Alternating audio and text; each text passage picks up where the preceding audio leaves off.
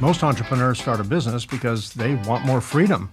Then, somewhere along the way, they become the person who must approve every decision, answer every question, and solve every problem. Sound familiar? The business may be growing, but the owner is trapped inside it. Welcome, or hopefully welcome back to The Reluctant Entrepreneur. My guest today, Jennifer Staats, understands that problem because she lived it. After beginning her career in real estate, she discovered that her real talent wasn't simply selling properties. It was building the systems, workflows, and teams that allowed other people to perform at their best. After becoming a mother, Jennifer decided she didn't want to return to a traditional 9-to-5 job. She launched Staats Solutions as a virtual operations management company at a time when that business model was still relatively uncommon. Within 6 months, demand forced her to begin hiring, and the company continued to grow until she had accomplished something many founders never achieve. She built a business that could operate without her constant involvement. Today, Jennifer remains the founder of Staats Solutions while serving as chief of staff at SureSend, an AI-powered CRM designed to help growing companies manage their relationships, workflows, sales activity, and teams more effectively. She's also a contributing author to Owning It, a collection of stories about women taking ownership of their lives and work. In this episode, we'll talk about Jennifer's path from real estate assistant to entrepreneur and executive, the mistakes she made while building her first team, and the difficult transition from doing everything herself to trusting other people with the business she created. Then we'll explore how entrepreneurs can recognize when they've become the bottleneck, build practical systems without creating layers of bureaucracy, delegating effectively, and use technology and artificial intelligence without losing the human relationships that make a business work. And it all begins right now. Stick around. Hey, Jennifer, welcome to the show. I'm excited to have this conversation with you today. Hey, Mike, thanks for having me. I am as well. Very good. All right. So let's go in the time machine, in our Wayback Machine, and time travel back a few years. You entered the real estate industry at quite a young age, but you eventually discovered that you were more interested in running the operation than just selling properties. You were kind of the behind the curtain person, right? The Wizard of Oz, so to speak. What was it about the operational side of the business that attracted you? Yeah, it's funny. I mean, I don't know why I got my license at 20 years old. I don't remember what made me do that. But while I was selling, I needed money, and I, because I was 20 years old, selling a ton of real estate wasn't, something that took off right away. And I had the opportunity to start working in an office, and I was like, okay, I'll do that part-time while I sell. And I just instantly loved being able to craft things within the business that made really big impact. So whether it was systems or processes or hiring or customer service tools, all of it, you could see that it made big impact for the people working within the business and especially the owner. So that's really what caught my eye in the very beginning and then just continued to evolve over and over again over the years. Interesting. Becoming a mother played an important role in your decision to leave the traditional 9-to-5 structure, I've heard you say. What do you believe entrepreneurship, or what did you believe entrepreneurship would allow you to do differently than you were doing before? And I ask that because society has romanticized entrepreneurship, right? Yes. It's, oh, Jennifer, you're so lucky. I wish I could be an entrepreneur like you. You can take all the time off you want. You don't have a boss. You can write yourself checks. I mean, right? And we've all heard that, right? Yeah. Maybe at one point we all thought that. So did your belief in entrepreneurship, was it accurate, or did it actually allow you to do something differently than you were doing before? I would say yes and no. Right. When I first started my company, I had already been an entrepreneur. I had already been doing real estate, but I didn't have kids. And so to me, that made a big difference. And my husband always says I was always on my own time before that. And then the second I had kids, I was now on their time. So to me, my mindset shifted a lot. So prior to kids, I was working in an office 9 to 5. And afterwards and on weekends, I would go sell real estate. So I was working quite a bit of hours, right? And when I had my first daughter, I was still trying to do it all because I thought that would be feasible. And adding that other layer to it just kind of changed things for me. And so my thought on entrepreneurship was I didn't necessarily think that I was going to have to work less, but I wanted a little bit more flexibility. My goal in starting Staats Solutions and actually something that I've brought into my employees' lives as well is I just wanted the flexibility to be able to craft my job around things that were important for me. So the things that were important for me was looking towards the future and looking towards, on Thursday I had other friends that were able to take their 6-month-old to baby gym class. I wasn't able to do that with my 9 to 5. And looking ahead, I knew that with the role I had, I wasn't going to be able to do school drop off. I wasn't going to be able to do school pickup. I wasn't going to be able to volunteer in class like I knew I wanted to. And at that point, my daughter was very young. So she was far away from being in school. But it started with that. So I really crafted my company around that, finding that very important. So I would say with the goal I had, yes, it was, but because I was very intentional around crafting my services, my business, the expectations of my employees, the expectations of my clients around what was important to me. That's a lot of vision. A lot of entrepreneurs find themselves in that world without having that particular mindset, right? Mm-hmm. In fact, a lot of entrepreneurs, once they start a business, they find out they have everything but that freedom, right? Yeah. They've got all the responsibility in no time. Yes, they have the ability to go to mommy and me or daddy and me or pick up the kids from school or go on a field trip. They have the ability. They just don't have the time, right? Yeah. So yes, it gave you the ability, but did you set the company up from the beginning so that the time was protected, that you could actually fulfill that vision? Yeah. So I was very adamant about it. And on the flip side of it, I did hinder the growth of my company Right, quite a bit. I right. did. Yeah, And I it costs you somewhere, right? Either it, cost you it time definitely or yeah, hmm but it was funny, over the years, the way that I structured it was I worked really long 2 of the days, and then I would take Thursdays off, and I would call it like my mom day. It would be like the day that I would do all the, normal mom stuff with the kids, take them to the gym class, take them to the park, whatever. Um, but I set the expectations with my clients even before I started having employees that worked with me that I was off that day. And it even has trailed because I have some of the same clients now that they're like, oh, you're off today. And I no longer take Thursdays off because my kids are in school. So now it's more important to me to like be able to, clock out a little bit early in the afternoons with them and be able to pick them up. But then I set those expectations with the client. So they knew if they were reaching out on a Thursday, I either wasn't going to answer, or if I did answer, there was likely to be now I have two little girls in the background talking or screaming or playing and stuff like that. right, So right. often didn't call me on Thursdays because they didn't want to listen to that. Be So warned, yeah, um, be warned, yeah. and then obviously scaling my company, then I started hiring staff and stuff like that. So there was support systems on Thursdays. So then when I was off, our clientele didn't have to worry about someone not being available. It would just not be me. That's great. When you launched the virtual operations management company, before remote work became widely accepted, how did you explain the concept to prospective clients and convince them that this could work? Because I'm sure, particularly back in the early days, they're like, virtual what? Yeah. How did you Yeah. explain something to them that did not exist, that maybe they had some apprehension and a little bit of friction in adopting? Absolutely.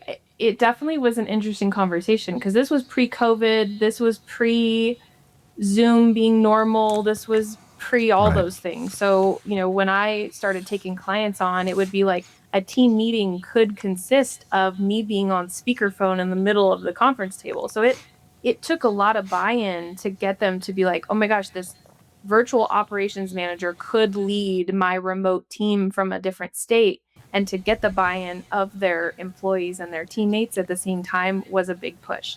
So, I mean, when I first started, I knew that I wanted to do this. I liked the operations side. I wanted to be able to run companies. I wanted to be able to help people scale. I could see the future with it. And so really those first couple clients that I talked to, the second I would have an hour-long conversation with them, they were like, this is exactly what I need. I didn't know that this existed because it didn't. And it was basically these companies were looking for someone.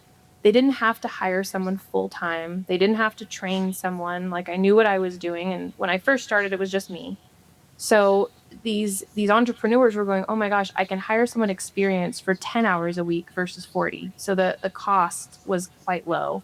And then I could just help them grow their company. So I think it was a lot of somehow trust in me, this stranger that they didn't know, because I didn't, I don't think I even had a website at that point. I think I had made my own logo and all the things, and they just bought into it. And within 6 months, we had so many clients, we needed to start hiring staff. So it did take some buy-in, some interesting workarounds. And then obviously after COVID, we became much more easy to Yeah. see how that function. Yeah, the whole concept of virtual everything mainstreamed after COVID. I mean, Yep. before COVID, the word Zoom applied to motorcycles and cars Yeah. going fast, and after COVID, everyone had a new a new understanding of that word. In fact, I think the most popular 3 words during COVID were "you're on mute." I think I have a hoodie that I love to wear, particularly if I'm on a Zoom type call, and in big giant letters it says "You're on mute," and I think that was the theme of the whole COVID time, and it still Yeah. persists today. By the way, Yeah. so from what I understand, demand grew quickly. You just Mhm. mentioned that you started to actually have to hire people to do what you were doing. What were some of the first mistakes you made when transitioning from doing the work yourself to managing people? Yeah, I mean that was an interesting shift for sure, right? Because I think all of us go through this as entrepreneurs. Like, are there people that can do it better, right? Pardon me. And to me, I think one of the biggest mistakes I made when I started hiring was not showing up for my team. Meaning, okay, I'm going to set a meeting with them and I'm going to make sure I'm 100% there, right? Like to me, when I first started hiring, it was like I'd look at all the different buckets. Okay, what's the most important thing right now? Okay, the clients, I need to make sure they're happy. So if there's a client fire, I need to put that out. If there's a family fire, I need to put that out. And then oftentimes I'd put my new hires in that last bucket. Yeah. So I don't feel like I showed up like I would now for those people. Like I'd move a meeting or I'd cancel it. We don't need to check in today. And I quickly learned that that's not like the right way to build culture. So They that was sense a they sense that. like, Just hmm but you're in a race because your kids would sense the same thing if you put the team yeah, first. So you're kind of in a win-lose situation no matter who's on the winning side and who's on the losing side, right? So it's so funny because we hear all the time work-life balance, work-life balance, work-life balance. At the beginning, there's no balance. It's like 90-10 or maybe 95-10 or maybe 100%, one or the other. And you did a much better job at crafting and forging in more of a balance at the beginning, so it didn't go to 99-1. hmm You got something that you set up around. But you're right. I think I was guilty of doing that. I had so many things on my plate. I had so many fires to put out. I was both the arsonist and the firefighter. I started most of the fires I had to put out. So I would show up, half attending a meeting, and my team would catch that. Or the opposite. I would be so pumped up with this new concept. I would come in at 200%. I would come in just like on fire, and my team just I'm like a speeding train they can't jump on. I'm going by the platform too fast, and so yeah, I think it is really important to be present for your team and be at the same. I don't know. This is going to sound crazy. I don't mean it to sound metaphysical, but the same kind of vibratory rate that they're at, right? So that your ideas can sink in, and they feel heard, you feel listened to, all of that, and that's hard. That's a hard synchronization to get Oh, it is. particularly when you're doing everything right, or Yeah. formally doing everything. Yeah. As Stats Solutions continued to grow, was there a point when the success of the business began creating a new set of personal or operational problems that maybe you didn't expect? Yeah, I mean, I feel like there's been multiple layers as the company's grown, right? Like there at each phase of where the company's gone, there's been shifts. There's been shifts in me, there's been shifts in the team, there's been shifts in the clientele. So I definitely I've seen like stats as like a layer, right? And I think the first one was just hiring administrative staff, like people to support me. And then my next step was hiring managers so I could have managers hiring staff. And then the most recent one was preparing for me to just completely step out of the company altogether and trusting that it could keep running. So there's been definitely multiple levels, and me kind of looking back and digging in and shifting things and changing a few times over the last years. Yeah, I liken building a business like playing a video game. I'm not a gamer, but I remember when I was younger, early days of like Mario Brothers or Mario Kart or whatever. Every level has more trapdoors, has more monsters that'll kill you. You have fewer lives left than when you Yeah. started, and it's like I'd like to refer to, metaphorically speaking, the business gods. The business gods can be twisted. They change the rules every so often. They just don't tell you. You're on a new level now. You're on level 10, where you were on level 9 earlier that day. And all of a sudden, level 10 rules are different. And you kind of have to be very perceptive of what the Yeah. new rules are. Because what gets you from A to B fails you from B to C. It's Yep. like you have to grow at the equal pace, at least the equal pace of the business, which most founders have a hard time with because they figured, well, I got started with these skills, therefore I can continue to grow, and that is a fallacy that leads to ultimately failure of a business. You Mhm. talked about being able to eventually step back and turn more responsibility over to your team. Was that process liberating, emotionally difficult, a little bit of both? Oh, it's still evolving because I mean it's July now. I mean, I started that process about a year ago because I knew that was coming down the pipeline. And then I started full time in another role in January. So it took me about roughly 6 months of preparation just to make sure there was the right people there was the right systems. I did some stuff internally with my family too to make sure like stuff wasn't going to get dropped on that end. And then still changing, it feels like every day, just making sure everyone's supported currently. But it's liberating. It's really exciting. And then also kind of sad at the same point, right? Like I would say about 30 days ago, my team took stats to the point where we were on a wait list. That's so exciting, right? But then I'm sitting there going, oh my gosh, like they did this without me, kind of, sort of. And so you kind of have this like split personality where you're so excited about where the company's going, but then you're like, oh my gosh, they didn't need me. I don't know. So it's definitely Yeah, both. it's this. It's a mind. Yep. It's a mind game.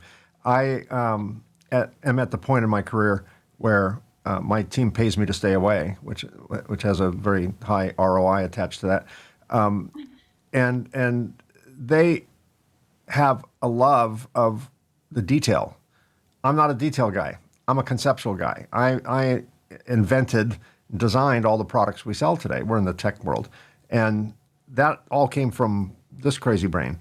But this crazy brain isn't, I get bored very easily with detail stuff. It's like I can come up with the concept. I can do the proof of concept. I can do the experiments. I can do the DOEs. I can do all this fun stuff. I find that invigorating.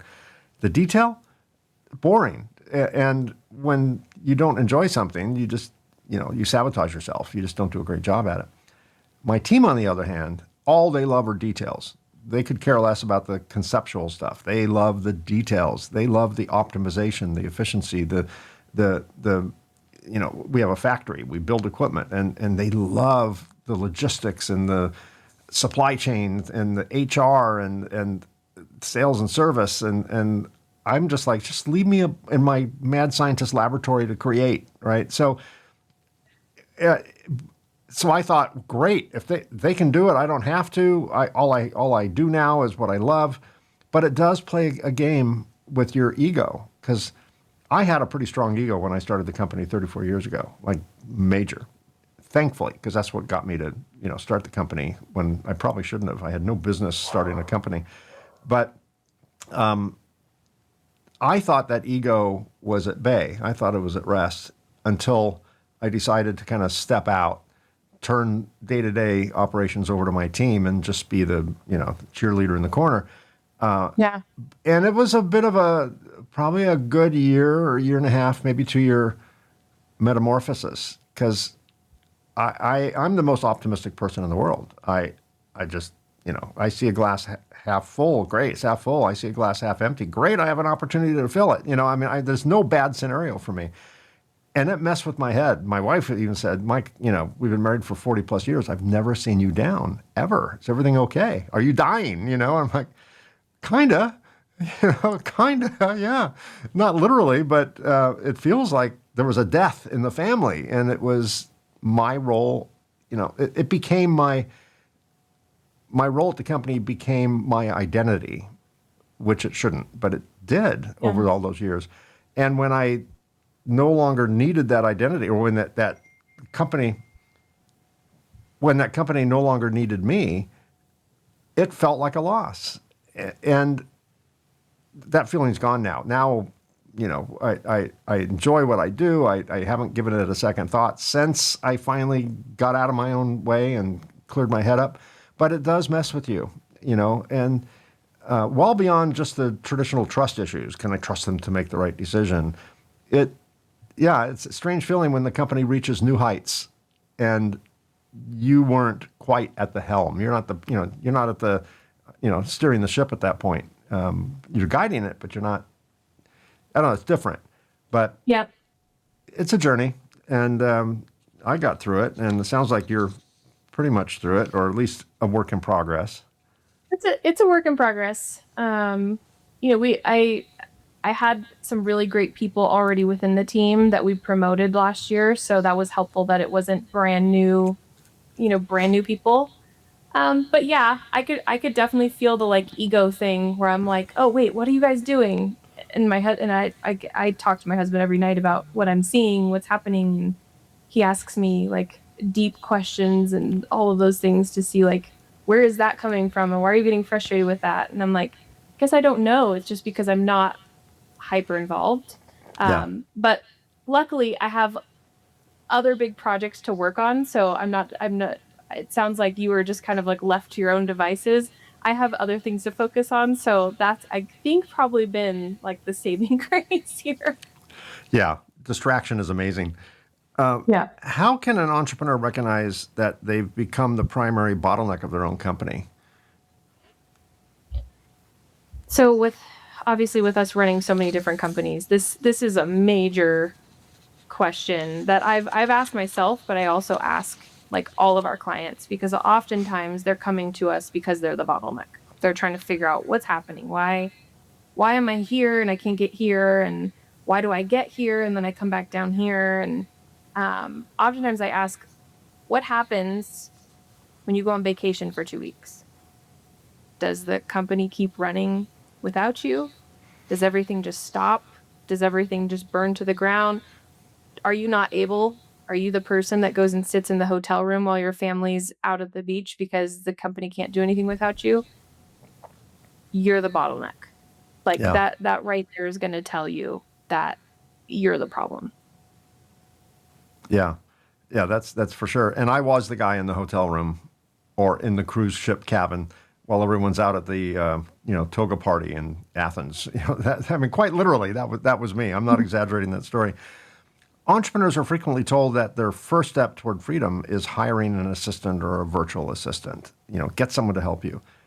I tried that once, and it was a disaster. Not because it was a bad idea. I was the disaster because I didn't have the time to turn anything over or explain. It was just faster and easier to do it myself. And that assistant ended up quitting because she was completely frustrated with me and bored. And she wanted to do good things. And it was totally my bad. I mean, I fully responsible. It was nothing to do with her. But I just wasn't ready to give that up.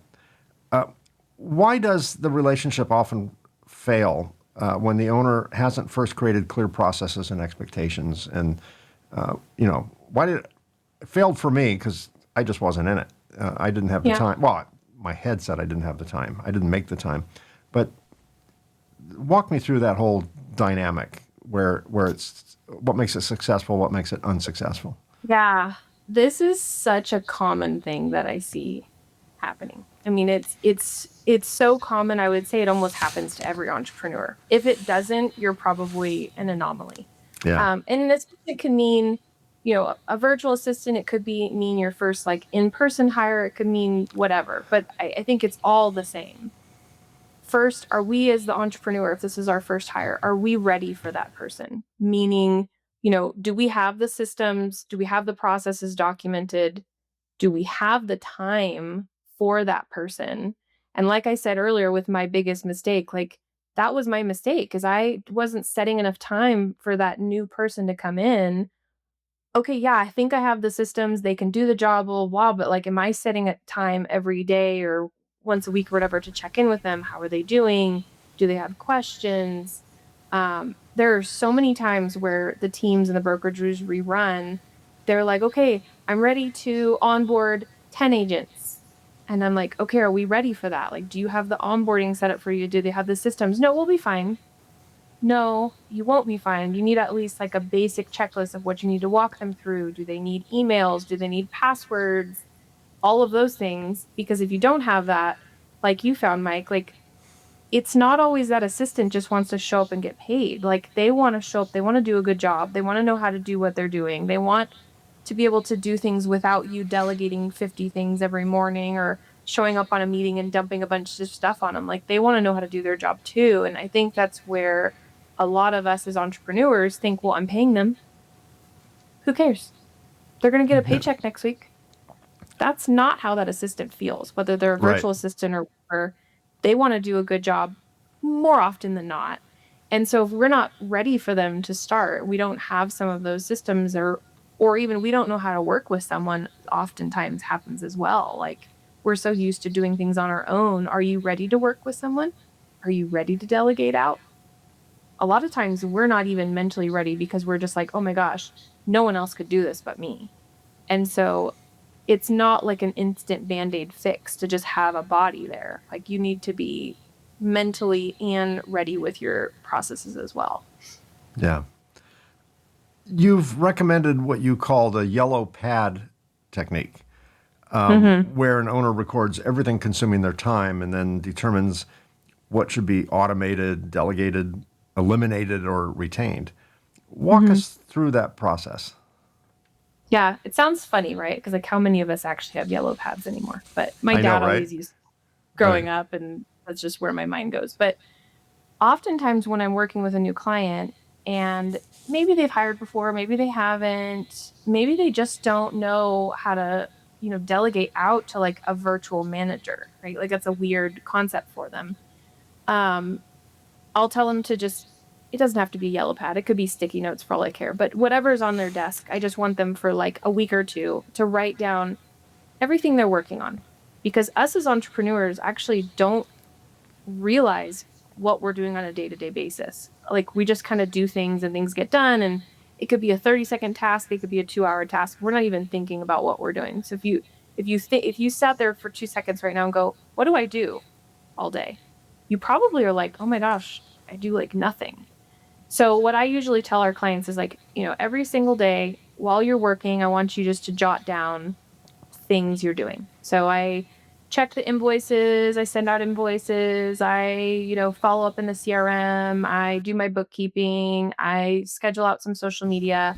And by the end of those 2 weeks, you're probably going to have a pretty robust checklist of like all the things that are happening in your business.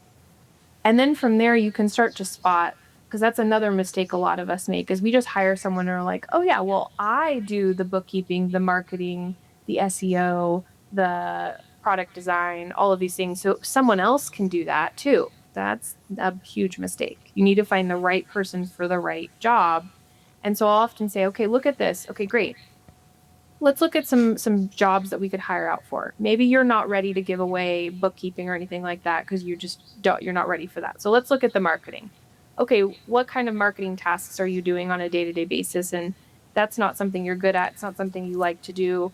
Let's look at that. Maybe we hire a part-time marketing person, or we teach an assistant to do, or something like that. So it's a nice exercise to have, because all of us are doing stuff that we don't even realize we're doing, because it's these 2-second things, but these 2-second things times 1,000 all of a sudden is your entire week.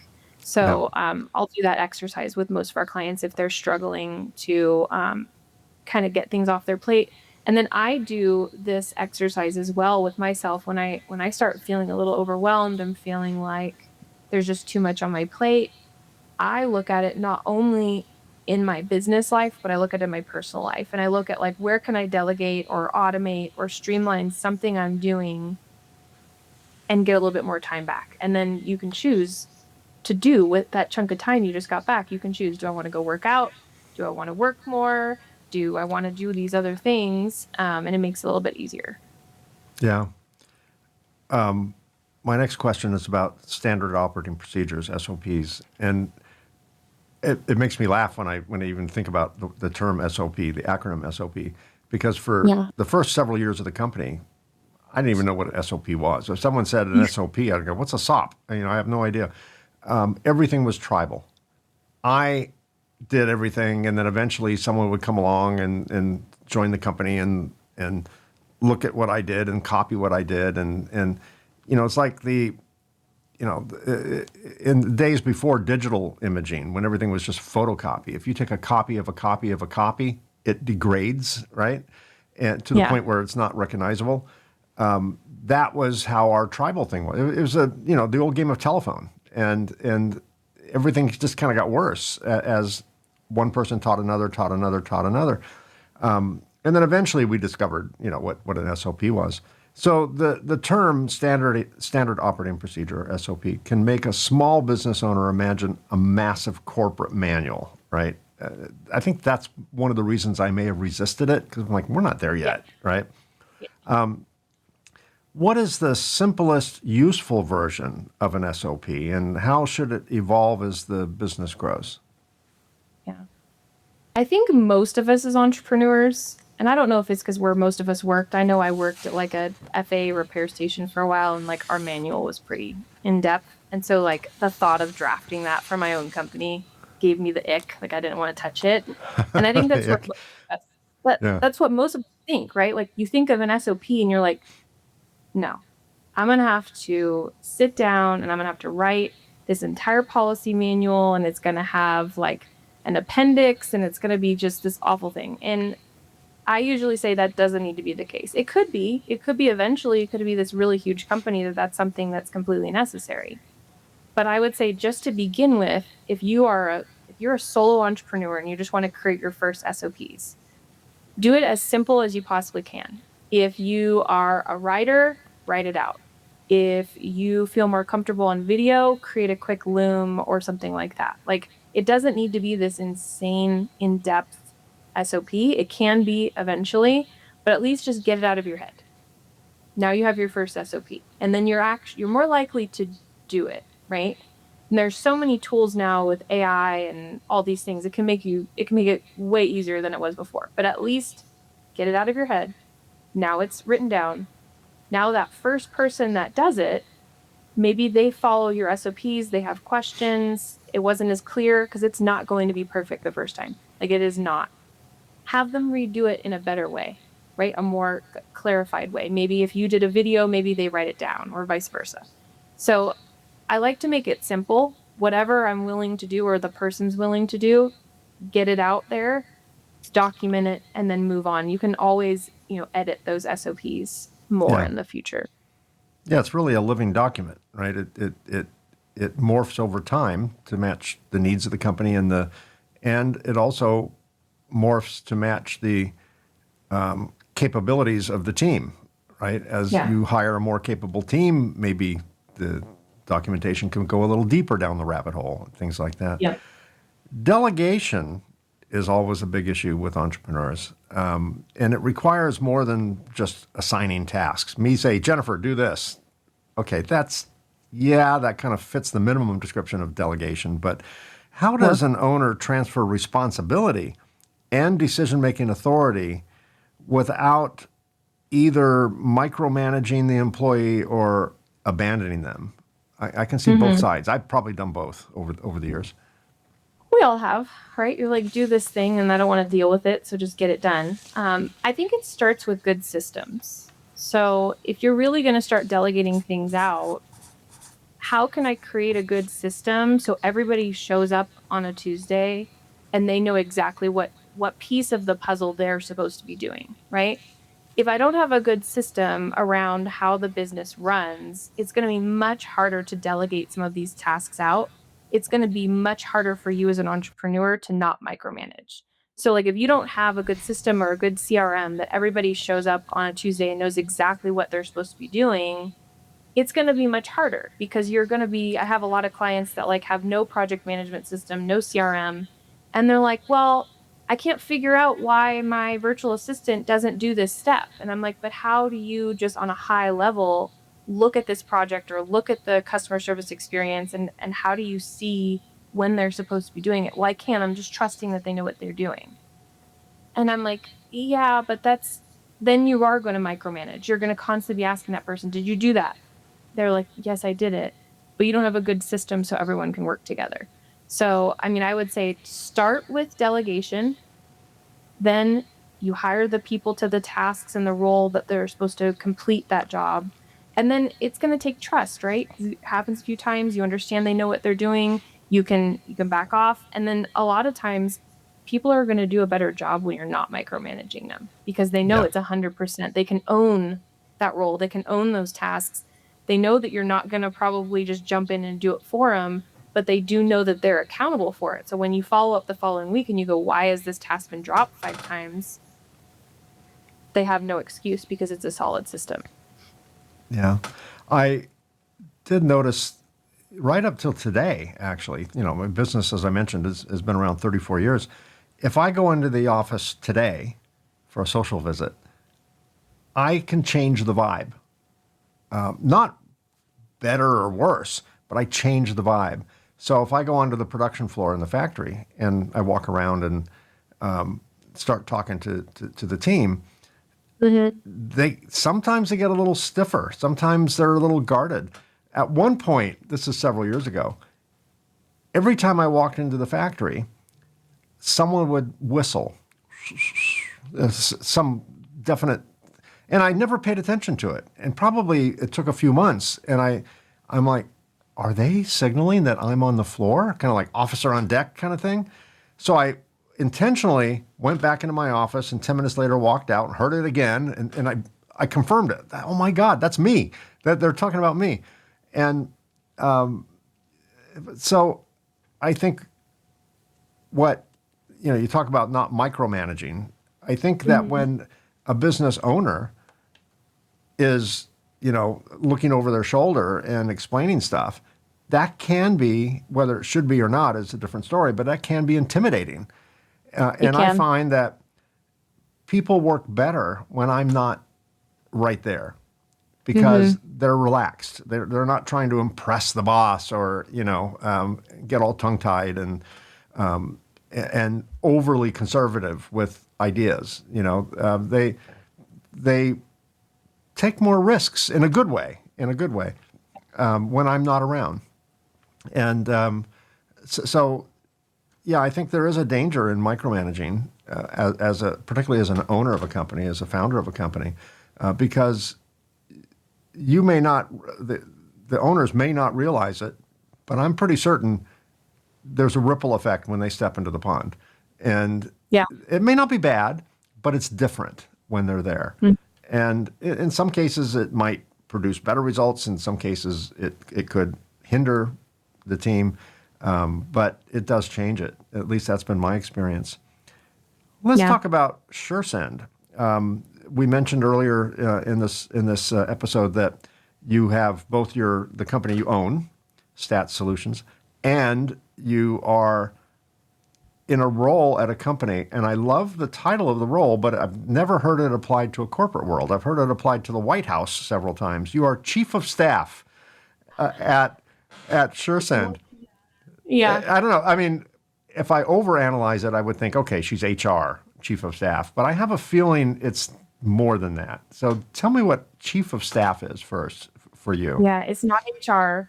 I could never do an HR role. We do have an HR person that's like my right hand. I love her. So chief of staff, basically I'm head of operations. I kind of oversee all the different departments within SureSend, kind of building out all the different products, run operations. Stat Solutions was acting as the fractional director of operations for the last 2.5 years. And then Jennifer Stats stepped into the role personally as of January 1st. So, Oh, in a so you nutshell, started as a VA, as a virtual I assistant. I did. Yes, they originally SureSend had hired Stat Solutions as their fractional director of operations. So we were involved in the company since it started, and Preston Guyton, which is the CEO and founder of SureSend, kind of we talked about like what would it take for me to come on in a bigger role, because as the company has grown so much, it was needed for someone to be full time. So that's why I had so much kind of runway with knowing that this was coming down the pipeline, and I could prepare for how that would work with me running a company full time too. CRMs are a funny thing, and they've changed over the years. I mean, the earliest CRMs, they weren't even called CRMs, they were just databases. Yeah. Back in the 80s, it was DBase 1000 or whatever it was. And then eventually, Goldmine and all these software in a box. Now they're all SAS model, software as a service model, and I noticed when we first started integrating a formal CRM program in our sales and service department. There is always resistance. People didn't want to update the fields. People didn't want to keep it updated. They would just bypass it whenever they could, and it was really hard to get integration. What have you learned about why employees resist CRM systems, and what makes a team genuinely adopt one? I see that a lot. I mean, both on the operation side and then obviously us launching SureSend, like that's the pushback. That's the struggle with a lot of different people that are, coming on to the SureSend platform. A lot of companies, it's because they didn't get their team excited about the new product. They're not seeing what maybe the owner is seeing, like where they're seeing the time is going to be saved, where they're going to be seeing like a better response rate or higher conversion. I think that's where a lot of times like you're not seeing that salesperson that's updating that field. You're seeing that salesperson that isn't marking that task off. Like they're not seeing what we see. And so a lot of times and I find this with any product, like us as the leader or the entrepreneur, we need to get our teams as excited about the new product as we are, and then help them with adoption. Make sure they're fully trained, make sure they have like an easy workflow to follow. Because that's the other thing with a lot of CRMs that I've noticed too is your salesperson logs in, and it is so difficult for them to use this CRM that it takes them more time to use the CRM than it does to do the sales Right, part of their job. right. And then they're like, I'm just not going to use it. So don't touch it. And so that's one of the things we've done with SureSend is like we try to make it something that your team is actually going to use. They're going to pop into the CRM. It's going to show them exactly who they need to call today. It's going to show them who's opening their emails. It's going to show them who's showing up to webinars. And now their call list goes from, oh my gosh, there's 1,000 people I could call today. So where's my time best spent, to here's the 20 top people you should be calling today. And now they're having more conversations. They're converting more. They're doing so many different things. And we also have a lot of integration. So like on the sales side, one of the integrations that we've seen be really powerful is we have iMessaging built in. And so our sales team, instead of now sending the green bubble text messages, they're sending the blue bubble text messages. And our response rate has gone up by like 50%. Yeah, it's funny So how the it's like, perception on a blue bubble is way better than a green bubble, right? yep, yep, yeah. Because there's just so many people that are used to seeing that green bubble and they're just, oh, automated text message. And Yeah, then they see the right. blue and they're like, this is a real human on the other end. So I would definitely say like having your team buy in and understand like the benefits. This is going to save you hours and hours and hours every day. This is going to help you earn more commission. Because yeah, it's hard to get people to adopt new tech. Yeah. We're almost out of time, but I do want to get to this. You are a co-author of a book, Owning It. Tell me what the book is about and what that experience was like in helping to write that book. Yeah. So I wrote that book a couple years ago with a bunch of fellow women entrepreneurs.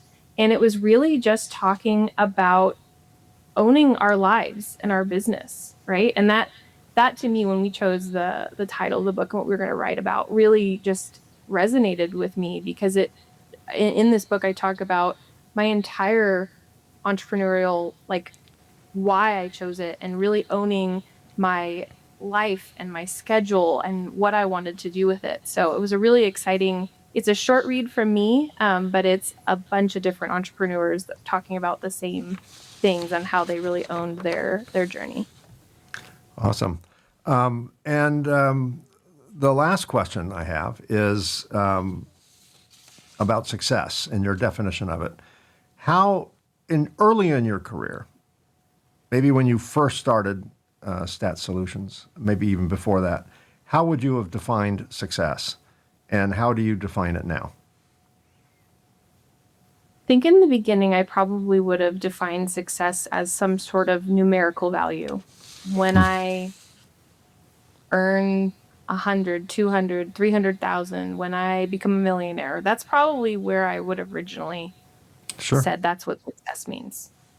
You know, I would say looking back and where I define it now is really the type of person I am, not only as a mom and a wife, but also a business owner, an employer. Like, how am I showing up in each of those? That's really where I see success now, because I can see how big of an impact I can make across all of these other people's lives.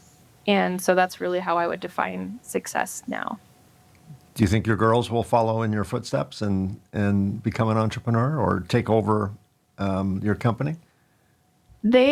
They joke about it sometimes. So like when I work at Staats Solutions, they come down here sometimes and they get put to work. Like they do all my scanning and shredding and stuff like that. And it's funny because I'm excited for when they can do something a little bit bigger. I don't know yet. I could see one of my daughters is very outgoing. I could see her being more of like a salesperson.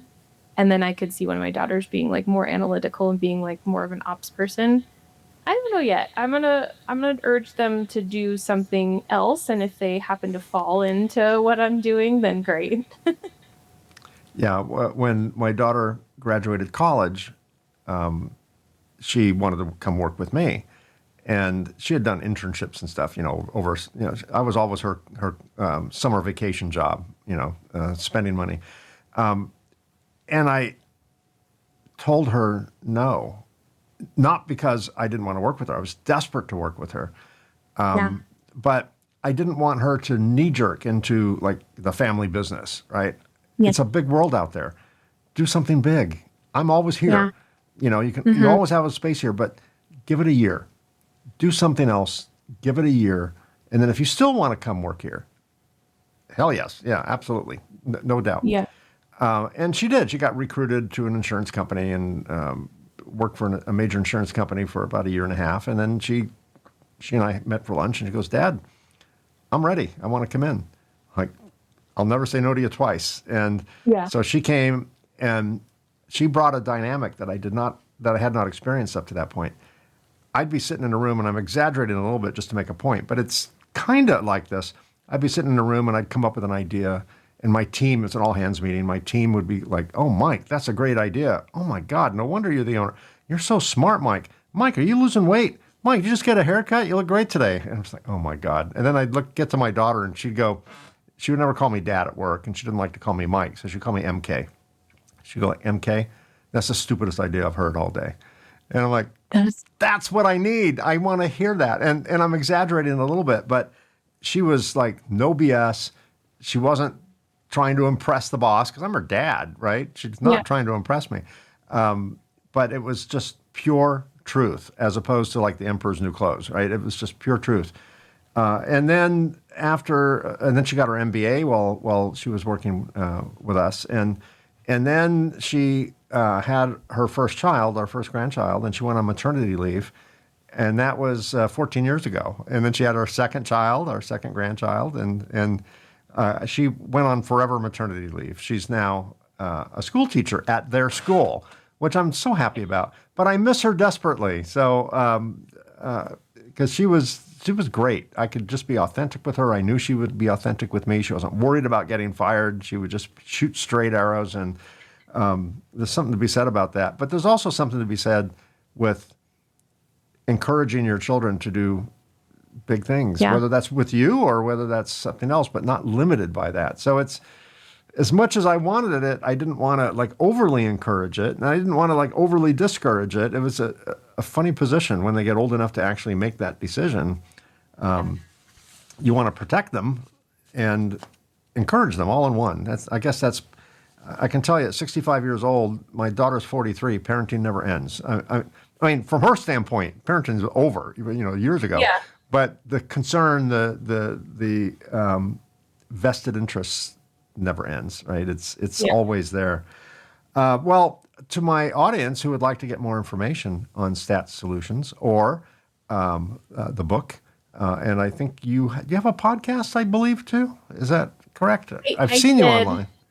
I did. It was one of the things that I did my yellow pad, and I had to decide what I was going to do by taking a full-time role. And that was something that at the end of last year, I did put on hold.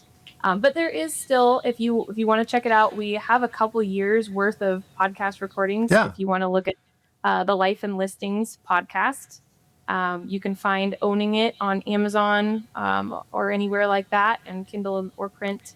And then if you just want to reach out to me and get more, like you just want to ask about your business and get some feedback, it's really easy to find me on Instagram. Jennifer the Realtor is my handle. So obviously had that one for a really long time. Yeah, try and get that one today. Yeah, it's probably worth some money. I was wondering, I'm like, can I sell this? But it's too good.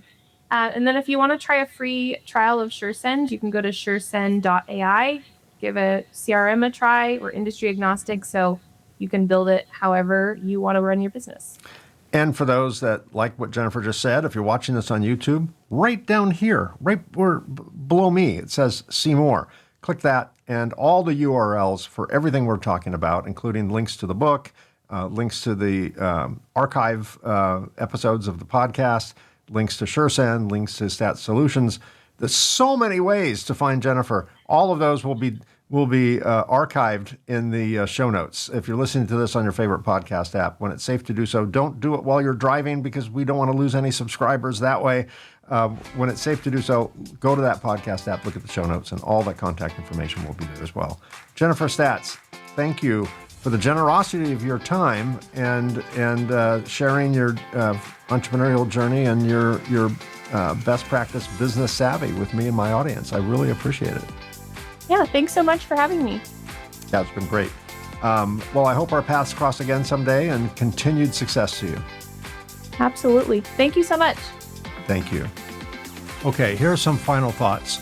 Jennifer's story challenges one of the most persistent myths in entrepreneurship, that the most dedicated owner is the one who remains involved in everything. In reality, consistently being needed can prevent a business from growing.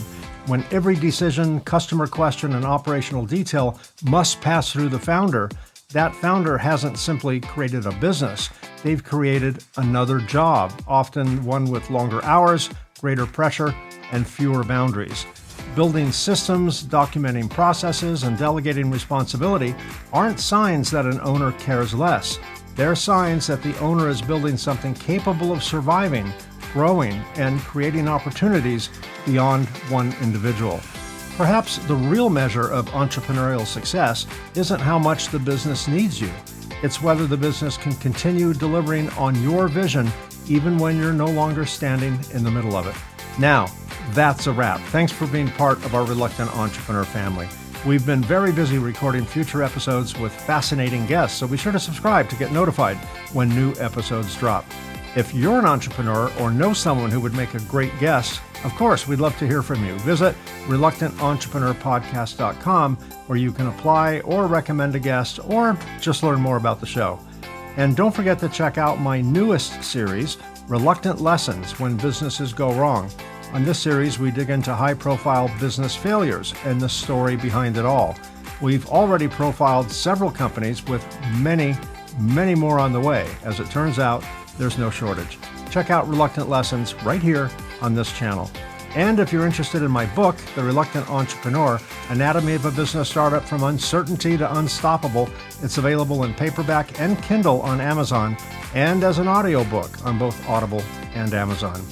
And to everyone listening or watching, if you find yourself stepping into entrepreneurship, whether that's by choice or by circumstance, remember this: sometimes the path we never planned becomes the journey we were meant to take. Thank you all so much for being here. I truly appreciate every one of you, and I'll see you again soon.